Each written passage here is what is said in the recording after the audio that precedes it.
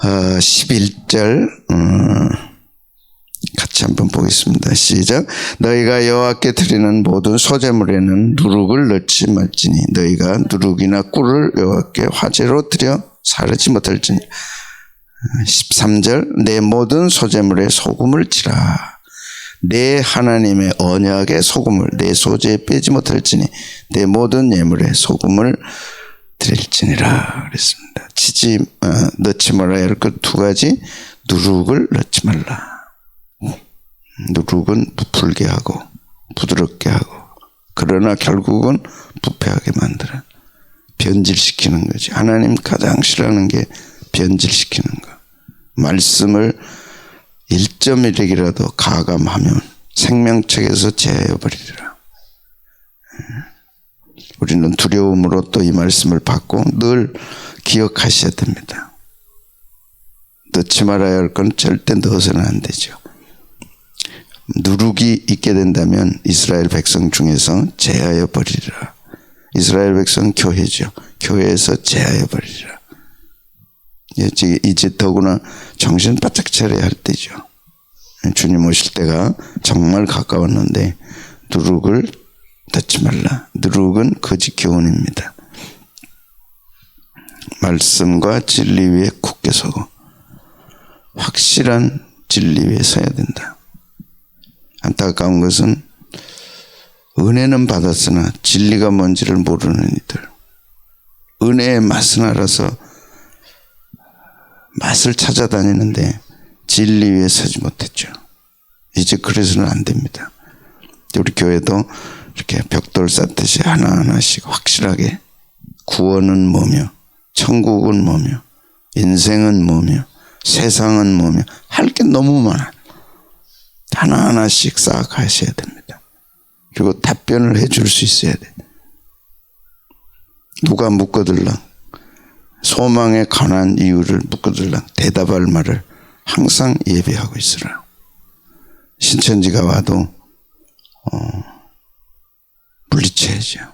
옛날에 목사님 이단에 왔길래 그냥 바가지로 물 부어가지고 쫓아버렸습니다. 야, 잘했다 할 수도 없고 바가지로 쫓아버렸대. 내가 듣고 싶었던 말은 와보라고. 뭘 가져왔냐고. 뭐냐고 내놔보라고. 설명하면 왜 그게 이 말씀이냐 이런 말씀이다. 아무것도 아니거든요. 한 말씀 가져왔는데 그게 다 마지막에 틀린 그것도 몇 구절 가지고 교회를 이렇게 혼란 가운데 빠뜨려놨죠. 그만큼 교회가 허술한 것입니다. 진리 위에 서 있지 못했다. 그러니까 위선하고 외식하고 불안하고 교회는 오래 다녔는데 아는 건 없고 내놓을 건 없고 자연스럽게 위선과 외식할 수밖에 없죠. 이제 더구나 우리가 모여서 제자 훈련도 할 수도 없고 이제 앞으로 안 되죠. 더 큰 코로나가 오게 되면 이제 모인다는 것 자체가 어려울 수도 있습니다. 그걸 이제 대비해서 준비하고 있죠. 목사님을 만나고 싶어도 만날 수 없어요. 신방 가고 싶어도 갈 수가 없어요. 장례도 못 치렀잖아요. 그보다 더 강한 게 온다고 그러잖아요. 그래서 강력한 교회의 이제 목회 방식 만들어야죠. 21세기 4차 산업혁명 시대에 알맞는 그걸 이제 우리는 만들고 있습니다. 그래서 해외에 있든 우주만 가지 않는다면 어디든지 찾아가서 생수를 주고 만나주고 가르쳐주고 위로해주고 권면해줄 수 있는 길들을 지금 닦고 있습니다. 그게 고속도로죠. 시공간을 초월한 하나님이 이 시대에 우리에게 주신 강력한 4차 산업혁명 시대 목회 도구 지금 다 이제 강력하게 구축하고 있습니다. 여러분이 어디에 가 있든 어떤 상황에 있든 SOS만 치면 만날 수 있고 또 가르쳐 줄 수 있고 할 수 있도록. 세속화, 누룩은 부드러움입니다. 그러나 반드시 부패합니다. 절대 유교병을 먹지 말라. 누룩이 있는 곳에는 이스라엘 백성이 재버리리라. 부드러움에 속지 않길 바라요. 진리 위에 서야 됩니다. 무교병 딱딱하죠. 그래도 서야 되죠. 두 번째 뭘 넣지 말라고요? 꿀을 넣지 말라. 세상 쾌락 아니람.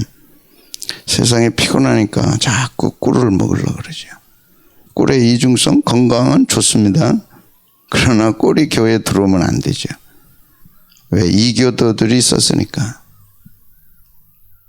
그거를 하나님 앞에 할 수 없다. 더구나 꿀은 달콤함입니다. 그래서 즐거움. 세상 자체가 즐거움을 추구하냐. 불금. 무지서 말도 잘 만들어내. 불금. 그럼 목요일은 뭐래요? 그게 소돔과 고모라니까요.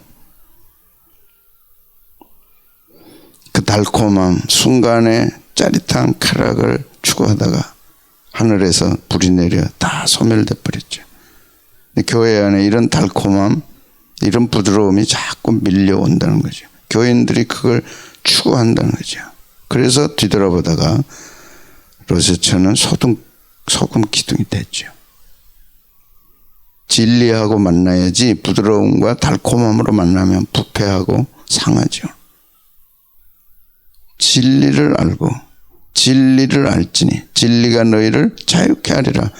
말씀 때문에 행복하고 말씀 때문에 달콤하고 말씀 때문에 세상에서 줄 수 없는 하나님의 사랑, 그 달콤한 하나님의 사랑 만나야죠. 근데 그 진리로 인한 말씀의 축복을 경험 못하면 육적인 달콤함을 추구하게 된다는 거죠. 아멘. 육적 달콤함. 그래서 강당이 타락하고 강당이 변질되고 그래서 교회에서 하나님의 심판이 시작되리라.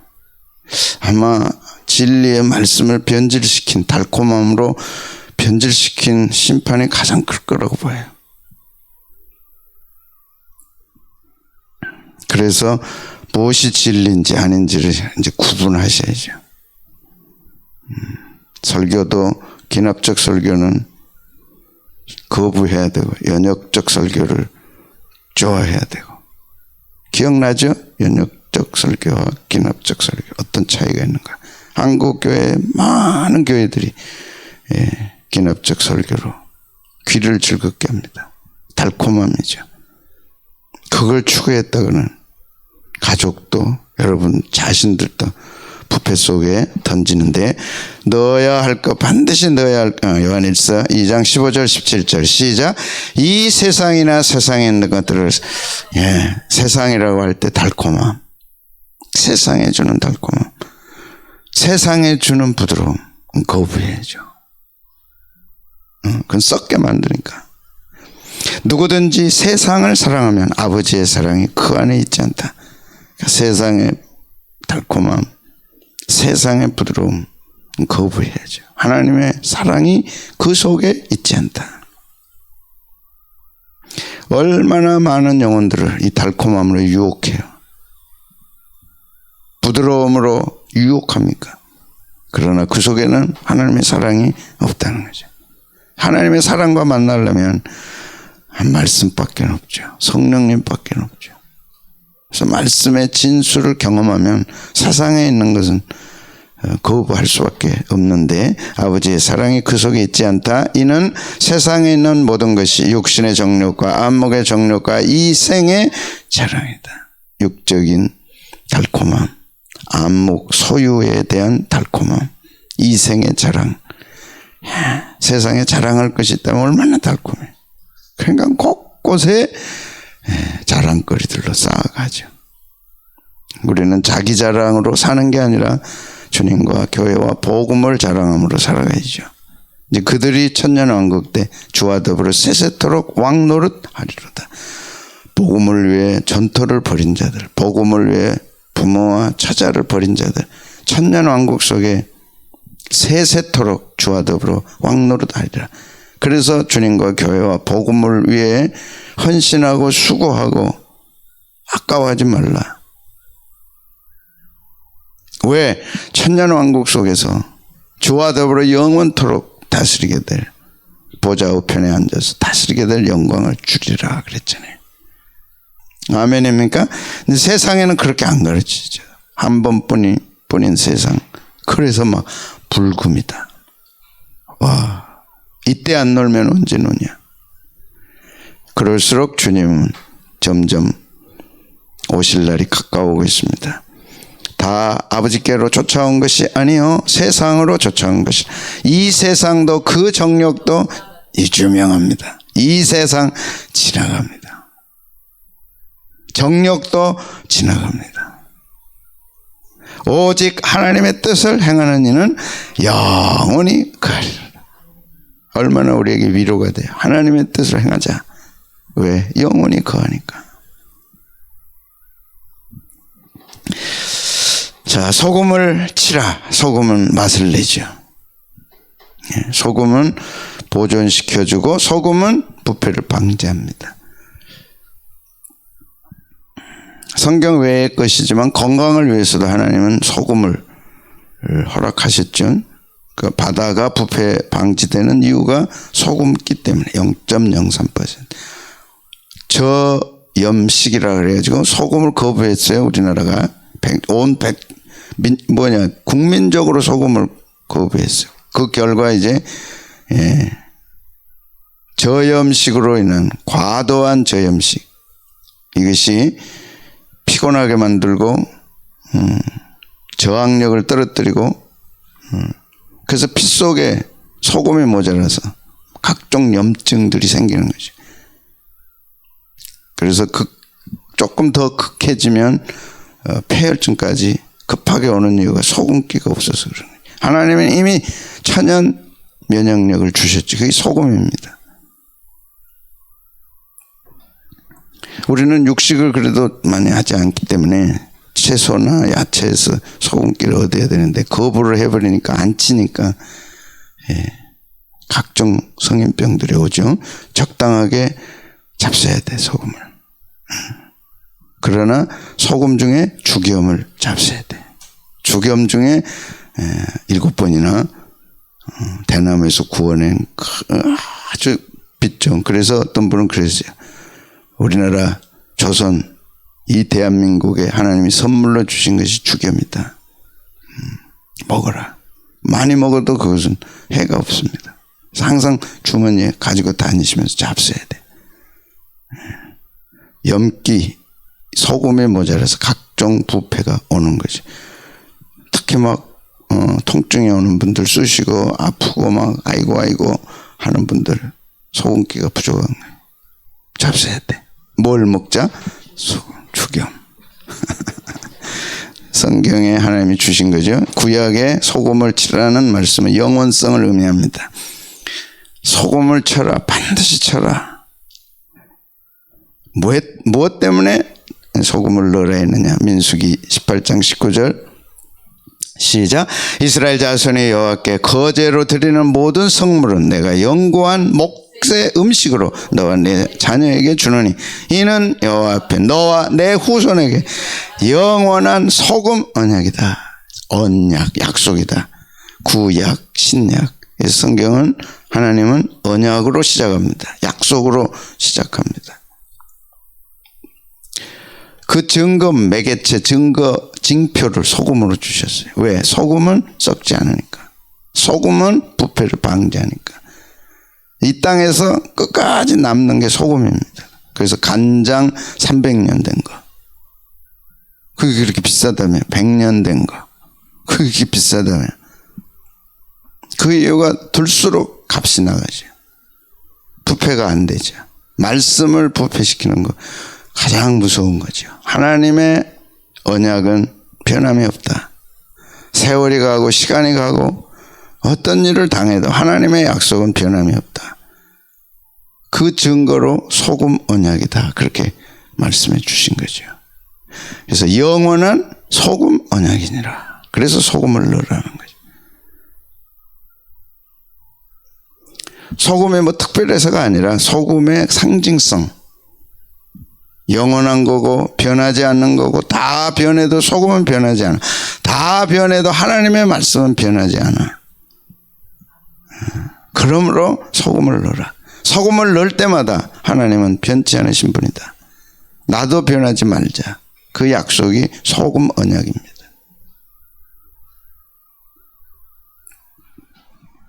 소금은 뭐라고요? 영원한 언약이다. 영원한 소금 언약. 그래서 소금을 넣어라. 거제 때 또 소제 때 소금을 넣으라는.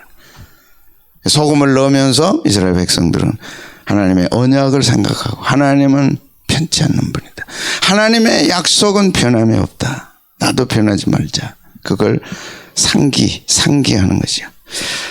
그러므로 예배란 뭐냐? 하나님과의 언약 관계에 근거한 거다. 약속, 하나님과의 약속에 근거한 거다. 이것이 타종교와 다른 거고, 이것이 샤머니즘과 다른 거고, 이것이 기복신앙과 다른 거예요. 새벽에 와서 오늘 복 주십시오. 그것이 아니라는 거예요. 오늘 진짜 예배란 소금을 기억하는 거예요. 하나님은 변치 않는 분이시다. 내 주와 맺은 뭐라고요? 언약은 뭐 한다고? 영불변. 그걸 기억하는 게 예배지. 그걸 기억하는 게 예배다. 그래서 예배자는 하나님과 영원한 언약 관계를 상기하는 거예요. 소금을 넣을 때마다 상기하는 것이. 이 찬송을 왜 우리가 수없이 불렀습니까? 하나님의 약속은 영불변하시니 그 나라 가기까지는 늘 보호하시니. 이 찬송 또 하고 또 하면서 뭘 상기해요? 언약을 상기하는 거예요. 하나님이 하신 언약을 상기하는 거예요. 그게 소금을 넣으라는 거예요. 그리고 이 뜻은 뭐냐? 소금을 넣는다는 뜻은, 이것은 하나님이 절대로 버리지 않는다는 의미다. 어떤 상황에서도 버리지 않는다는 의미다. 어떤 상황에도 내버리시지 않는다는 약속이다. 그래서 소제를 드리고 소금을 치면서, 하나님, 내가 부족해도 하나님은 나를 기억하시고, 내가 좀 부족해도 하나님은 나를 버리시지 않지요 하면서 예배를 드리고 찬송을 하고 이렇게 영광을 돌리는, 내 주와 맺은 언약은 뭐 한다고요? 영불변하시니. 그게 소금 아니에요. 그 나라 가기까지는 늘 보호하시네. 이게 뭐라고요? 소금 아니에요. 소금을 넣어라. 반드시 넣어라. 하나님과 나와의 언약 때문에 예배가 성립된 거죠. 내가 잘나서 예배 드린 거 아니라니까. 그러니까 예배 때 자랑하지 말라니까. 가장 싫어하는 거, 인간 냄새 풍기는 거. 뭐 좀 한다고 인간 냄새. 잘해서 예배 드리는 게 아닙니다. 언약 때문에 예배 드리지. 내가 아무리 잘못해도 하나님은 나를 버리지 않는다는 확고부동한 이 언약. 그게 소금 언약이 얼마나 중요해요. 그 다음에 예배자가 언약법을 지지하고 지켜야 할 영속적 의무를 가진다는 의미다. 이게 신학의 서적에 있는 거 따온 거예요. 여러분 오늘 신학교 대학원 공부하시는 거예요. 그런 거는 내가 이렇게 따서 오는 거예요. 루이 볼코프라고 하는 분이 이렇게 설명을 해놨어요. 왜 소금을 쳐야 되냐? 하나님은 변함이 없으시다는 거예요. 내 자신 때문에 하나님을 흔들지 말라는 거예요. 내가 좀 상태가 안 좋아. 하나님이 나를 버렸을 거다. 그러지 말라는 거예요. 내 상태 때문에 하나님을 흔들지 말라는 거예요. 변함없어요. 천지는 변해도 하나님은 변함이 없어. 그게 소금. 소금은 뭐라고요? 변하지 않아. 300년이 가도 소금은 변하지 않아. 1000년이 가도 소금은 변하지 않아. 그런 믿음을 가지라는 거예요. 그게 언약 신학. 구약 신약. 반면에 예배자가 내가 언약법을 지지해 붙들어야 돼. 그걸 이제 우리는 예배 시간에 붙드는 게 언약이죠. 하나님의 약속은 변함이 없어. 그러므로 나도 그걸 지켜야 돼요. 하나님이 나를 지키신 것처럼 나도 언약을 지켜야 된다. 그런 의무가 쌍방간에 있다는 거죠. 그래서 언약이에요. 언약이란 상대방과 내가 동등한 위치에서 맺어지는 게 언약입니다. 물론 이 세상에 불평등 조약도 있어요. 그러나 언약 자체라는 것은 집을 사고 팔 때 동등한 입장에서 돈만 오고 가면 가진 자나 산 자가 동등한 입장이에요. 그렇기 때문에 누구가 계약을 깨뜨릴 때는 처벌을 받는 거예요. 동등한 입장이니까. 부모와 자식에게는 계약이 없어. 동등하지가 않으니까. 근데 하나님이 우리를 동등한 입장으로 놓고 언약을 맺어주신 거예요. 이거 오늘 깨달았다면 여러분은 대단합니다. 우리를 하나님의 입장으로 상승시켜서 계약을 맺은 거예요.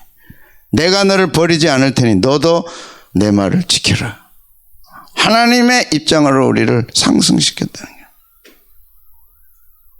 그래도 안 지키니까 예수님을 이 땅에 보내서 우리와 똑같이 같은 입장에서 예수님이 새 언약을 맺도록 해주신 거예요. 옛 언약이 실패하니까 너희는 내 백성이 되고 나는 너희 하나님이 되리라 해서 끌어올려서 해줬더니 못 지켜버려요. 구약은 실패했죠. 그래서 예수님이 직접 만왕의 왕에 오셔서 우리와 똑같은 입장에서 계약을 맺었어요. 이것은 너희와 맺는 새 언약이라. 얼마나 고맙고 감사해요. 만왕의 왕이 우리와 동일한 입장으로 오셔서 계약을 맺어주셨어요. 그래서 믿는 자는 다시 만왕의 왕의 위치로 끌어올려 주신 거죠.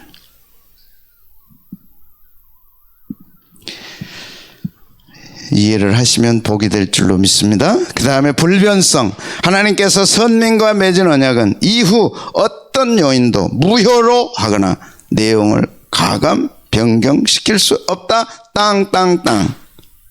도장 딱 찍었어요. 변하지 않아. 무효로 시킬 수 없어. 가감할 수 없어. 만약 가감하면 천사라도 저주를 받으리라. 가감하면 생명책에서 그 이름을 제하여 버리라. 그래서 믿음은 기분이 아닙니다. 그러므로 믿음은 언약에 근거한 거지 내 상태에 근거하지 않아요. 아이, 안 믿을래요. 나 그만둡시다. 찢어버립시다. 계약서 딱 찢어버리는 순간 생명책에서 제해지죠. 지켜야 돼요. 쌍방간에 동등한 입장이잖아요. 예수님이 하늘 보좌 버리시고 이 땅에 오셔서